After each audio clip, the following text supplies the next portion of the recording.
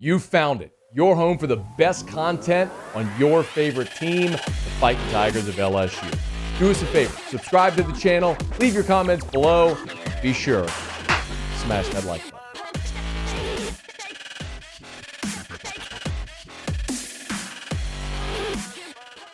LSU got really good news on Wednesday. Ali Gaye is returning for his senior season. You all know the quick backstory here with Ali Gaye. From the state of Washington, went junior college. He transferred to LSU in 2020, really blew up. The opener against Mississippi State, he was a terror in that game. I remember Ryan Clark on this show said, man, if I was Ali Gaye's dad, I'd have walked out on the field and we were joking, hit the shower, man, you're done. Opting out right now. But Ali Gaye had a monster 2020, decided to return in 2021, and boy, he was really starting to elevate his draft stock. He'd already had 2.5 sacks, 2.5 tackles for loss, 19 tackles. But in all, he ended up playing just 4 games before season-ending injury. So Ali Gaye, Mel Kiper had him earlier among his top 10 defensive end prospects in this draft. He has the injury, and Gaye had a decision to make. Does he go pro in spite of the injury, or does he come back to LSU, try to elevate his draft stock? And clearly he's made that decision here, that Ali Gaye is going to return for his senior season in 2021 in Baton Rouge. So it's massive for the reason that you're talking about an impact player at a premium defensive position. When you've already lost 2 impact players this offseason at premium defensive positions, in Elias Ricks and Dwight McGlothern, and you lost them both to SEC West teams. That sucks. There's no other way to say it. It sucks.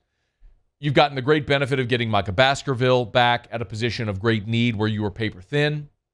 And now Ali Gaye is, again, a plus player at a premium position. I think LSU could have found, guys to play defensive end. They could have found a rotation had Ali Gaye decided that he was going to go ahead and go pro. But the biggest benefit of having Ali Gaye back really is depth. Yes, undeniably he's an elite position, elite player at a premium position. But think about what happens if Ali Gaye leaves. Now, I'll give you the example by turning to a different position a different year. Look at what happened to LSU on the offensive line in 2021. Dare Rosenthal transfers to Kentucky. You had Cam Wire ready to go at left tackle. And quite honestly, the skill level drop-off wasn't drastic from Dare Rosenthal to Cam Wire. The problem is when Cam Wire had to step up, you had one body less in depth. So what happened when Cam Wire got hurt? Then you had an issue. You had a revolving door at left tackle. I mean, at one point you're playing Garrett Dellinger, a true freshman, who's probably going to be a right tackle or interior player at left tackle in SEC games. Wasn't a great look. So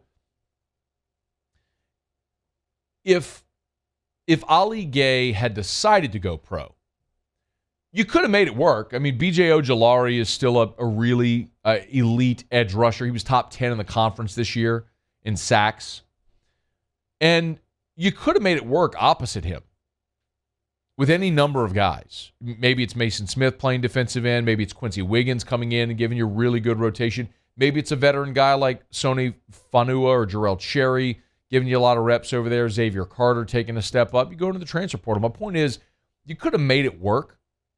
But the most important part about getting Ali Gaye back is depth and a rotation. So when you're playing into the fourth quarter, you're not short on bodies. Now, you can look at your defensive line, and all of a sudden, that looks like a great position of strength for this team.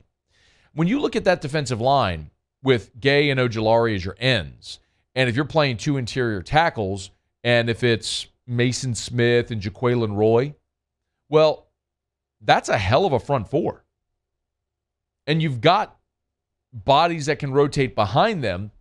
Some of the guys we just mentioned, and then also Jacoby and Guillory. And you brought in Mekhi Wingo as a transfer. You can kick Mason Smith out the end if you need to. you can rattle off 8 or 9 or 10 names to say all of those guys can play for you. So when you need someone to catch a breather for a series, you have fresh legs that can go in that are competent and capable. If you do have a guy turn an ankle, you miss him for a week or whatever, you've got numbers there that can step up and back it up. And oh, by the way, Ali Gaye is also a 6'6", 250-pound freak show that, having played 3 years in the SEC, going to his third year in the SEC, could be a double-digit sack guy for you. I mean, I'll remind you that in 2020, he had 9.5 tackles for loss in that 2020 season. That was COVID-wrecked, and that was his first look at SEC play. So defensive line, all of a sudden, I think, has become a real strength. If I had to rank defensively, where the positions of strength, I think defensive tackle, defensive end, 1, 2.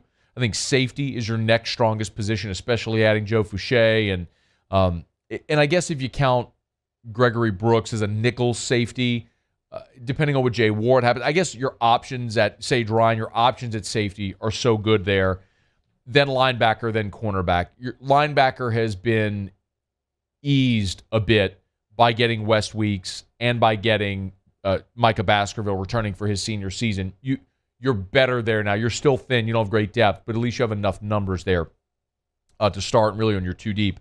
And then corner is still the problem. We'll talk about that coming up in a little bit, but corner is still your problem because you need numbers and you need starting caliber players there. But a big get for Ali Gaye, a potentially dominant player at a position of great need. And I would argue that LSU will have the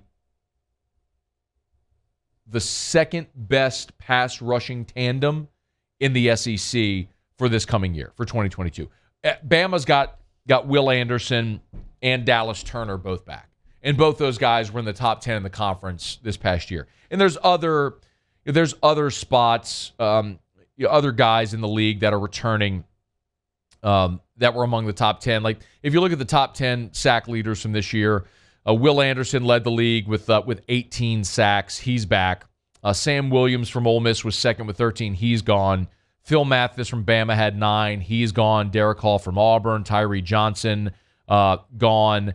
Brenton Cox is the next lead from Florida, is the next leading returner. He had 9 sacks. DeMarvin Leal had 9. He's gone. I mentioned Dallas Turner had 9. He's back. Zachary Carter from Florida, he had 8. He's going pro. So point being, after Anderson and Turner, Ali Gaye, B.J. Ojulari is probably the second best edge rushing tandem in the SEC going into 2022, which is exciting if you're Matt House and you have that to work with as you get started here.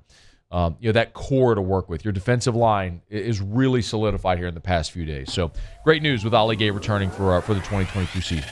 Hey, thanks so much for watching. Please leave your comments. I love to interact. And be sure to hit the red subscribe button below.